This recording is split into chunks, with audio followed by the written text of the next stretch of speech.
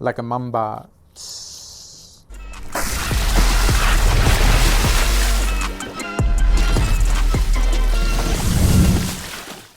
What's up guys, Vinny here with Sneaker Tweaker, and today we have the performance review on one of my favorite basketball shoes of all time, the Nike Zoom Kobe 4 Protro. Now, this shoe was supposed to be a lot better than it actually is, and it's not that this is a terrible shoe. This is still an amazing shoe. However, we were made to believe it was going to be a lot better due to Nike's information that was put on their website prior to its actual release. We'll get to there in a minute. As always though, let's start it off with the traction. Nike Zoom Kobe 4 Protro uses a herringbone traction pattern that is tried and true. It bites the floor really well. I've played in these on dusty courts and clean courts, and I haven't had any issues. The grooves on it is also pretty thick. If it does collect dust, it's super easy to wipe off, and it's got a nice squeak to it as well for those of you that like a squeaky shoe. Has nothing to do with performance, but if you like it, it's there. Top of that, the rubber in itself is kind of pliable, but it's pretty deep. So if you are wanting to hoop in them outdoors, go for it. They're just super expensive. I'm pretty sure Nike is going to release more Kobe 4 Protros. I just don't know how much they're going to actually release. So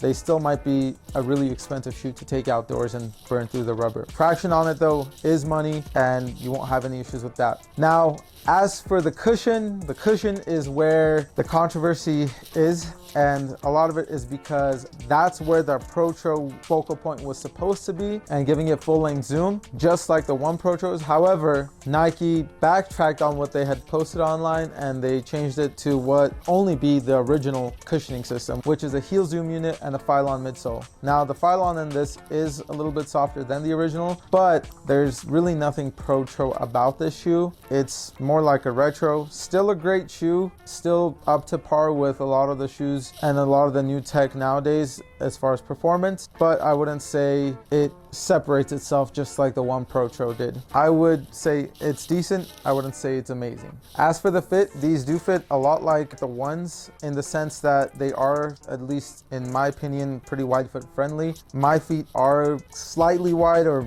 I would medium foot, and I didn't have any restrictions or any squeezing in the forefoot in these shoes, just like the ones. Now the 5s and the 6s I did have to break in a little bit, but for the 4s they were great. Right off the bat I wore them, super comfortable, and it was a nice ride altogether. Fit true to size, and you should be good to go. For the materials and the support, this is, I guess, called a snakeskin colorway, and if you look at the scales in the forefoot and in the heel, you can tell why. Prior to, I guess, recently, when I first bought these, I looked it up and they were called the Fade to Black. However, this doesn't look anything like the original Fade to Black, but the materials on here and the support works pretty well. You have the TPU heel counter and the carbon fiber midfoot shank plate, and overall the shoe has a nice wide outrigger and a wide base. So as far as support and protecting your ankle and not twisting it, it works really well. Yes, even though it's a low top, it's going to work really well and be really stable. A lot of that has to do with the wide base, with the outrigger, and just overall all the other support features. The materials are more mesh,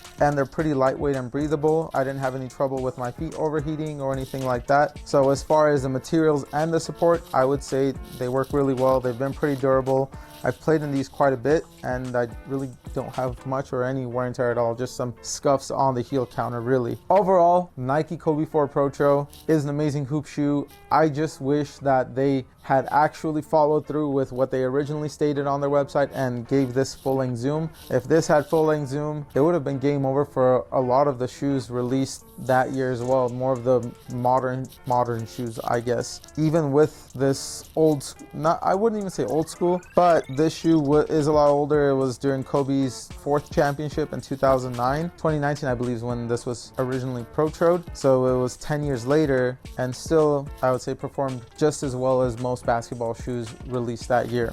Again, the Kobe 4 Protros, great shoes. These did retail for, I believe, $175 originally. However, now you're not going to be able to get them for $175. If you look on the retail, or resale market, they're probably upwards of $300 to $400. Even if I were to buy them, I would still hoop in them. I got these from Foot Locker whenever they were just sitting in 2019 when they first Protroed these, but now they're really hard to get. Now these are, I would say, a little bit lighter than most shoes. Even to this day, this is a size 9 and this is 13 ounces. And this, I mean, you guys have seen my previous reviews. This is a lot lighter than all the other shoes I've reviewed so far. Not, I wouldn't say all, but most of the other shoes I've reviewed this year, and those have been shoes released this year. So this is technically a 14-year-old shoe and still lighter than shoes that are made today. Kobe was ahead of his time, so what can I say? Anyway, if you guys have played in the Kobe 4 Protro, comment down below what your experience is, or if you've played in any Kobe Protros,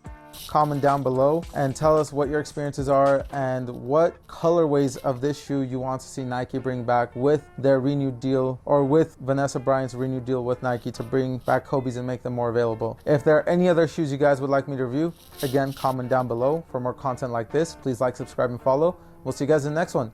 Peace.